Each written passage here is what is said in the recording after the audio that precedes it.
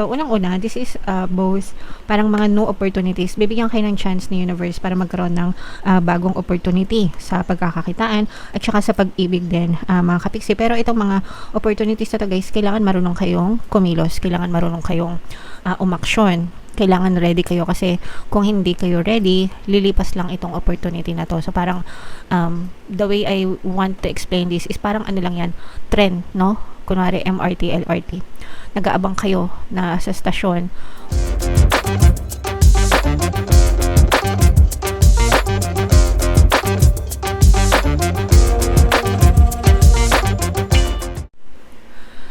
Hello guys, hello Sagittarius, welcome back to Pinoy Pixie Tarot. Ang pamagat ng episode natin for tonight is mga blessings para ngayong February guys, para sa Sagittarius, Sun, Moon, Rising sign in Venus. So, unahin natin tong deck na to, tingnan natin yung mga angel messages para sa inyo. Kung ano na lang yung makaresonate guys, take that message kasi hindi lahat ng mensahe ay mag-resonate sa inyo, mga kapiksi. So, yung first message natin guys, we have focused intention.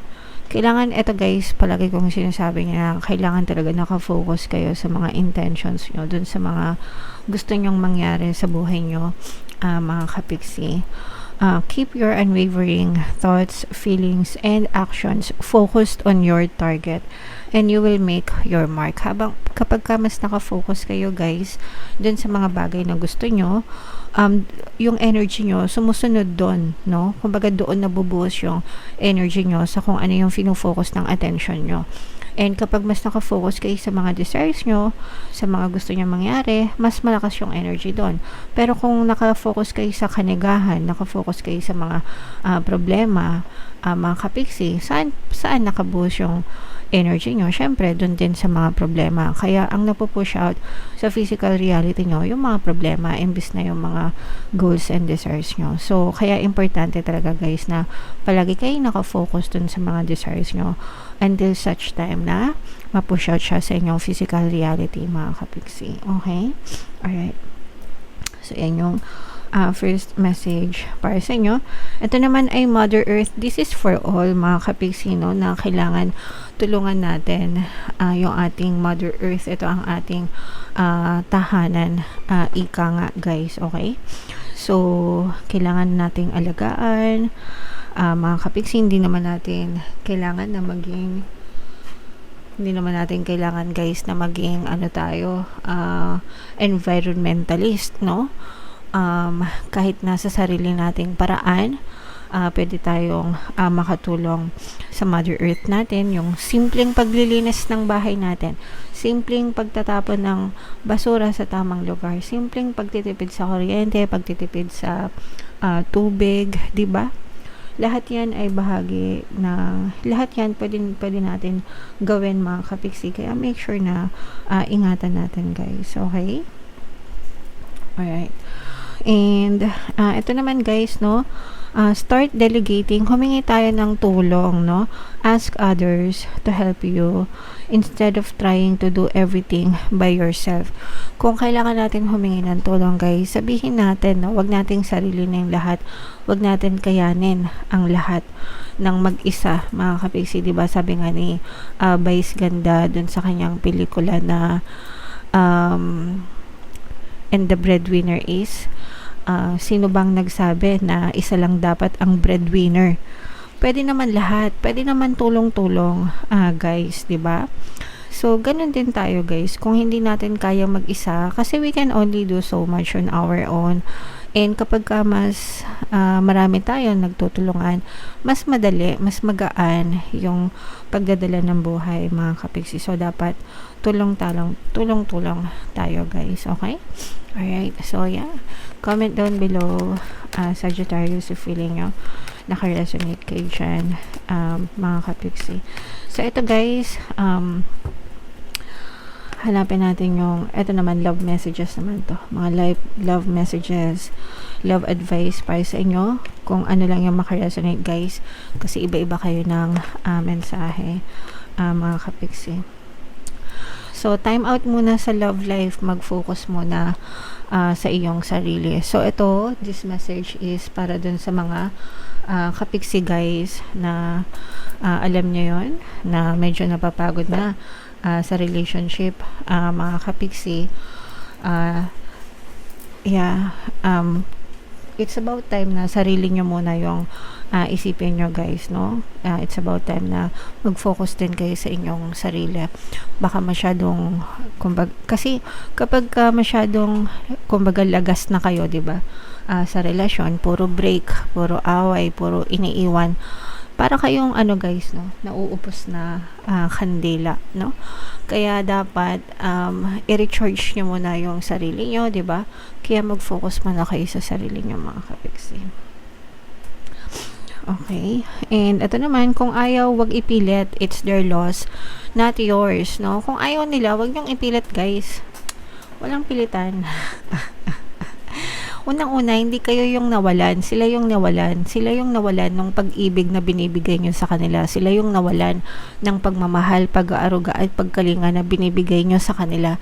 Kayo, walang nawala sa inyo kasi wala naman silang binibigay eh. 'Di ba? So, hindi kayo nawalan. Lalo na kung hindi naman sila kawalan. 'Di ba? Dapat alam nyo rin kung kawalan ba talaga sila sa buhay nyo. Baka naman nawalan ka lang ng girlfriend, nawalan ka lang ng boyfriend, pero yung ginagawa nila, pang boyfriend ba talaga? Pang asawa ba talaga? 'Di ba? Baka kayo lang yung nagpupuno, baka kayo lang yung bigay ng bigay, tas wala naman silang binibigay sa inyo, kundi yung title lang ng pagiging jowa, pero yung gawain nila hindi naman, 'di ba? So, you have to understand, no? Hindi kayo yung nawalan, sila yung nawalan, mga kapiksi. So, kung ayaw nila, wag nyo ipilit, edi move on sa next, diba? Ganun lang kasimple, guys. And ito naman, guys, no, panahon na para mag-move on ka. Ito ay para sa mga kapiksi natin na stuck na sa mga past lovers nila. Mga kapiksi, kung wala na talagang chance, diba? Kung matagal na, baka it's about time na mag-move on ka na, baka na-stuck ka na sa kanya. Mga kapiksi, sinayang mo na yung ilang taon, ilang oras, ilang panahon na pinalipas mo, 'di ba? Sana sumasaya ka na sa ibang tao. Sana nakita mo na yung perfect na tao na para sa iyo talaga, yung deserve mo. Baka hindi dumadating kasi hindi mo binibigyan ng space yung puso mo para dun sa bagong tao na yon. Nasa puso mo pa rin yung person na sinaktan ka, person na iniwan ka, na hindi mo naman deserve, 'di ba? So, yeah, it's about time na mag-move on na kayo, mga kapiksi. Pasensya na kayo, guys. Medyo nanggigigil ako pag mga usaping ex. Kasi ayoko nang nadedehado kayo, mga kapiksi. Okay? Alright, so yeah. Comment down below. Sagittarius, if feeling nyo naka-resonate kayo dyan, guys. So, shuffle natin to. Hanapin natin yung energy ng Sagittarius at saka yung energy ng blessings, guys.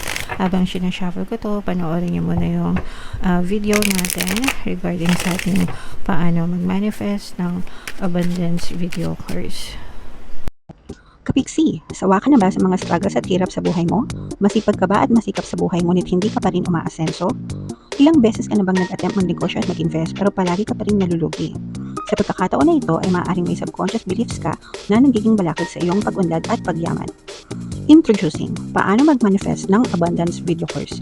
Dito ay matututunan mong ma-overcome ang mga balakid mo para tuluyan ka ng umunlad, umasenso, sumagana, maging matagumpay, successful at maswerte sa iyong kabuhayan, pera, trabaho, negosyo, salapi at kaperahan ng bonggang-bongga.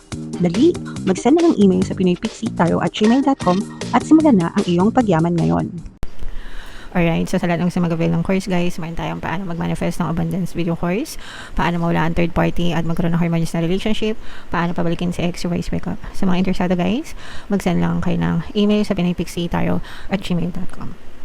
And sa mga naghahanap, guys, ng pampaswerte na lucky charms or lucky bracelet of Venturin tsaka sa trend, guys, ito, may makikita kayong mga link sa description box.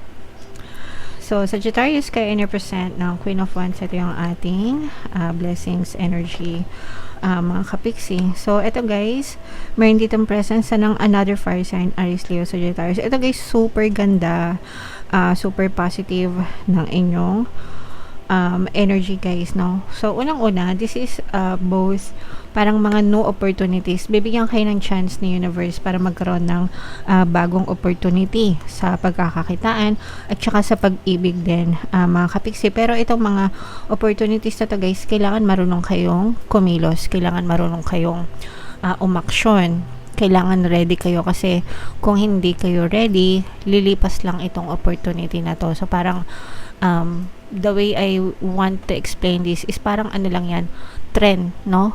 Kunwari MRT, LRT, nag-aabang kayo na sa stasyon, kapag tas dumating yung tren, 'di ba? Kapag hindi kayo agad nakasakay dun sa tren, dun sa given na time frame, 'di ba, ilang minutes lang yun, 1-2 minutes, aalis na yun, tapos mag-aantay na naman kayo ng susunod na tren, 'di ba?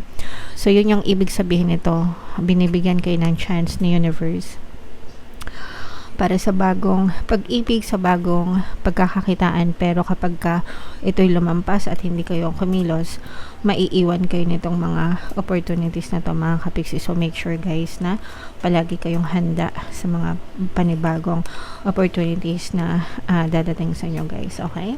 Alright, especially pagdating sa pagkakakitaan guys, kasi for some of you guys, sa love pala, maaari magkaroon ng kasalan, no? So sa mga may plano na magpakasal, magsama, best wishes sa inyong lahat, especially dun sa mga kapiksi natin na magkaibang lahi, no? Malakas yung energy dito na kung ang iyong specific person ay ibang lahi, maaari kayong magsama na ng person mo, guys. Pero kahit hindi ibang lahi, pwede rin naman, mga kapiksi. And yung iba naman sa inyo guys, swertehin sa mga bagong kontrata, bagong transaksyon, at saka may chance na ma-promote, no? May chance na umangat, mag-level up guys, no? Ang inyong pamumuhay, mga kapiksi, okay? So ibig sabihin, pwedeng kung sa trabaho yan, pwede kayo ma-promote sa trabaho, pwedeng mas magandang trabaho, pwedeng mas mataas na posisyon, no? Yun yung ibig sabihin nito, mga kapiksi. Kung ito ay mga project, mas malalaking kliyente, mas malalaking project, mas malalaki yung bayad, mas matagalang project, yung mga ganon guys, okay? Kung mga kliyente, parang mga big clients, no? Yung maaaring dumating sa inyo guys. So yan yung mga blessings for you. So wag nyong palampasin guys, kaya nga sabi dito, dapat marunong kayong kumilos or else baka mapag-iwanan lang kayo, mga kapiksi, okay? Alright, and ito guys, mamamanifest nyo rin yung pagkakaroon ng harmonious na relationship. Sa relationship guys, no, nakikita natin na kung parang naghilom na kayo, naka-move on na yung iba sa inyo, lalo na kung yung mga past relationship nyo, palagi kayong iniiwan, kumbaga nag-iwan ng hindi magandang marka sa inyo. It's either iniwan kayo, nagkaroon ng separation or whatever, dadating yung meron dadating na bagong chance sa pag-ibig sa inyo, and parang siya yung kukumpleto ng healing process mo, mga kapiksi, no? Kumbaga mas mapapadali yung fixing a broken heart na kanta yan. Fixing a broken heart. So, yun, parang malaki yung bahagi niya, contribution niya para ma-fix yung broken heart mo, and mas magiging ma-okay yung healing mo dahil sa kanya. So, super blessed ka sa panibagong relasyon.